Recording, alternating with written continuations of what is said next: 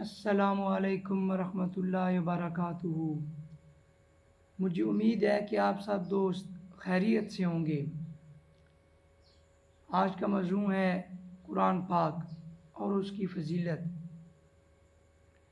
میرے پیارے دوستو، میں نے آپ کو پہلے بھی بتایا ہے کہ اللہ تعالیٰ نے ہمیں اس دنیا میں ایک خاص مقصد کے لیے بھیجا ہے۔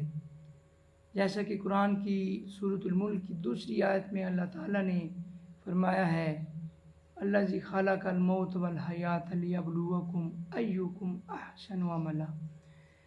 میرے پیارے دوستو، اللہ تعالیٰ نے موت اور زندگی کو پیدا کیا تاکہ ہم تمہاری آزمائش کریں کہ کون تم میں اچھی عمل کرتا ہے۔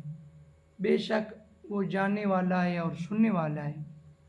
تو اللہ تعالیٰ نے ہمیں اس خاص مقصد کے لیے اس دنیا میں بھیجا ہے، تو اس خاص مقصد کے لیے خاص تیاری ہوتی ہے۔ جیسا کہ پہلے بتایا گیا ہے کہ نماز ہے، پھر حقوق العباد ہیں، اور ان کے ساتھ ایک بہت بڑی ایک فضیلت ہے جو تحفہ اللہ تعالیٰ نے ہمیں دیا ہے، وہ قرآن پاک ہے۔ میرے پیارے دوستو، آج ہم اگر ناکام ہیں تو قرآن پاک سے دوری ہے۔ آج ہم اگر ناکام ہیں تو نماز، والدین کی نافرمانی، ان کی وجہ سے ہم دنیا میں ناکام ہو رہے ہیں۔ تو مہربانی کر کے اس فضیلت کو، یہ جو بہت بڑی فضیلت ہے، بہت بڑی نعمت ہے اللہ تعالیٰ کی، قرآن پاک، صبح اٹھ کر نماز پڑھ کے تھوڑا سا قرآن پاک آپ بامعنی پڑھیں تو آپ کو سمجھ آ جائے گی کہ اللہ تعالیٰ اس قرآن میں کیا فرما رہے ہیں۔ تو میرے پیارے دوستو، چینل بنانے کا مقصد یہ ہے کہ ہم اس دنیا میں خاص مقصد کے لیے آئے ہیں، اور خاص مقصد کے لیے خاص تیاری ہوتی ہے۔ جیسا کہ